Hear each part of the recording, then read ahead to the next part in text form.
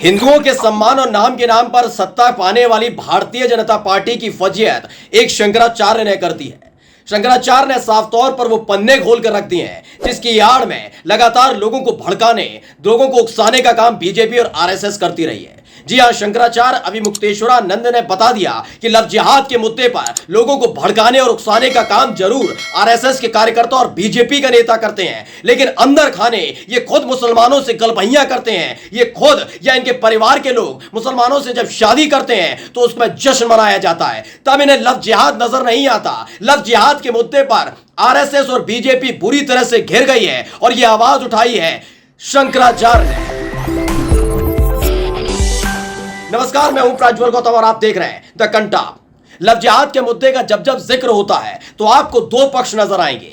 एक तरफ नजर आएंगे मुस्लिम समुदाय, जिन पर आरोप लगाया जाता रहा कि उनके लड़के लगातार हिंदू लड़कियों को फंसाने का काम करते हैं और फिर उनका शोषण करते हैं। ये आरोप लगातार मुस्लिम समाज पर लगते रहे, लेकिन दूसरी तरफ जो पहलू खड़ा नजर आता है, यानी दूसरा पक्ष जो खड़ा नजर आता है, उसमें आपको नजर आएंगे तमाम स्वयंभू हिंदुओं के ठेकेदार, यानी हिंदूवादी संगठन और भारतीय जनता पार्टी के आशीर्वाद प्राप्त लोग।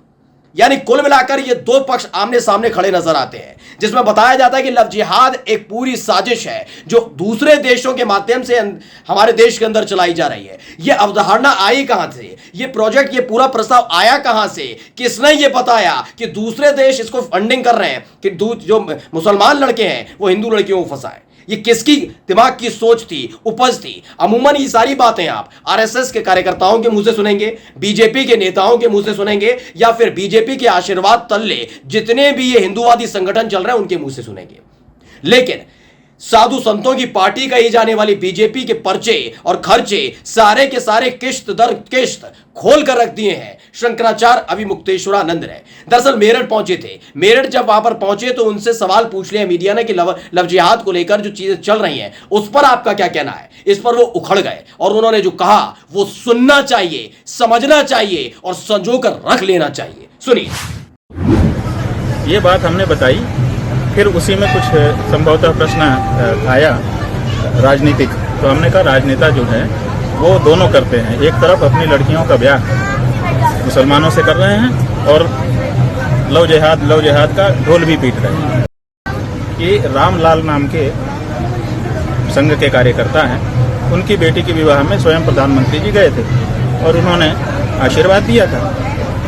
तो जब प्रधानमंत्री स्वयं इस तरह के विवाह को आशीर्वाद देंगे जिसमें एक हिंदू लड़की हो और मुस्लिम लड़का हो, तो लोग तो इसी को आदर्श समझेंगे ना।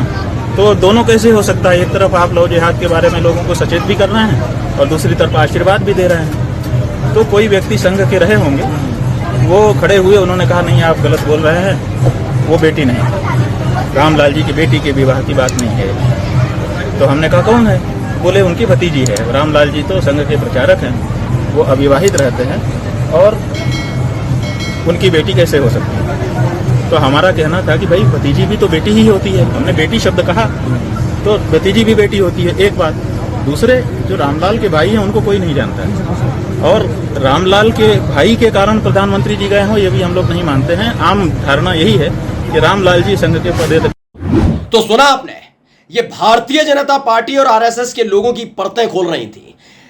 शंकराचार्य अभिमुक्तेश्वरानंद ने साफ तौर पर कह दिया कि बीजेपी और आरएसएस के नेता जरूर इस बात को लेकर मुद्दा उठाते हैं।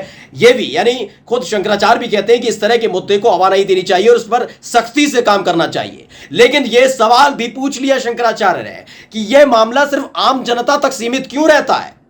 क्यों अपने ही कार्यकर्ता, अपने ही नेताओं को बीजेपी और आरएसएस रोक नहीं पाती? इस दौरान एक कार्यकर्ता का नाम जो आरएसएस से जुड़े हुए हैं, बड़े पदाधिकारी हैं, उनके नाम का जिक्र करते हुए सीधे मोदी तक को इन्होंने खींच लिया था। उन्होंने कहा कि आरएसएस के एक पदाधिकारी हैं जिनका नाम रामलाल है, उनकी भतीजी की शादी एक मुस्लिम लड़के से हुई। खुद प्रधानमंत्री नरेंद्र मोदी उस शादी में शामिल हुए, तब याद नहीं आया था लव जिहाद। लेकिन जैसे ही कोई और इंसान मुस्लिम लड़की या लड़के से प्रेम करता है, उससे शादी करना चाहता है, तो हिंदूवादी संगठन के ये लोग बीजेपी के आशीर्वाद से वहां पहुंच जाते, तमाशा करते हैं। इस तमाशे के साथ संत समाज नहीं खड़ा है, शंकराचार्य जी नहीं खड़े हैं। सुनिए क्या कुछ कहा।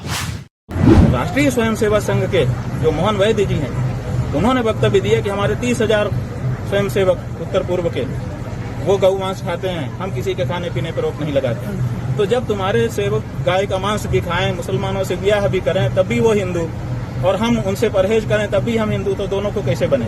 तो इसका मतलब कि दो तरह के हिंदू हो रहे हैं। तो भैया हम तो सनातनी के आचार्य हैं और सनातनी के ही आचार्य बने रहना चाहते हैं, और सनातन के अनुसार ही हम ये जो कहते हैं सब में परमात्मा को देखो, किसी का अपमान मत करो, लेकिन अपना जो परंपरा है, संस्कृति है, उसको बनाए रखते हुए आप संस्कृति का संकरीकरण मत करो, ये हम जरूर कहते हैं। तो मेरठ के अंदर ये तमाम तरह की परतें खोली जा रही थी। आरएसएस का एक एक पन्ना खोल दिया था, बीजेपी के धागे खुल गए थे, पता लग गया था कि किस एजेंडे के तहत बार बार लव जिहाद का मुद्दा उठाया जाता है। और अगर ये यकीन मानिए कांग्रेस, सपा, बसपा या किसी विपक्षी पार्टी के नेता ने कह दिया होता या किसी मौलाना ने कह दिया होता, तो यकीन मानिए तमाम वही हिंदूवादी संगठन के लोग सड़क पर उतरकर प्रदर्शन कर रहे होते, बवाल कर रहे होते। लेकिन यह बात शंकराचार्य ने उठाई थी, शंकराचार्य अविमुक्तेश्वरानंद ने उठाई थी, जिनके सैकड़ों समर्थक हैं, हिंदू सनातन परंपरा के सर्वोच्च धर्माधिकारी हैं। इसी नाते उन्होंने ये बात सामने रखी थी।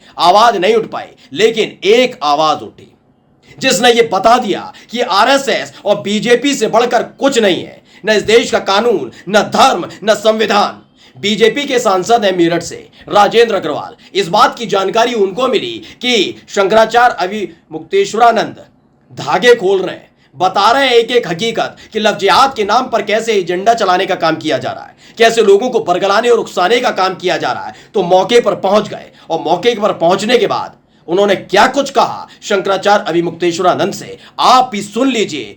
हिंदू सनातन परंपरा के अगर परम भक्त हैं तो आपकी रगें फूल उठेंगी, गुस्से से लाल हो जाएंगे।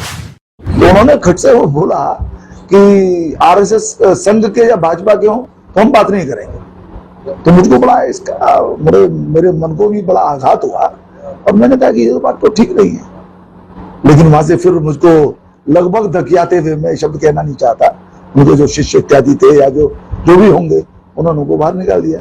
हमने कहा कि ये सन्यासी का व्यवहार नहीं है, ये शंकराचार्य का, जगत गुरु का व्यवहार भी नहीं है। जगत गुरु ये पीठ इतनी बड़ी पीठ है जिस पर वो अभिषिक्त है, उनको इतने छोटे मन से बात नहीं करनी चाहिए।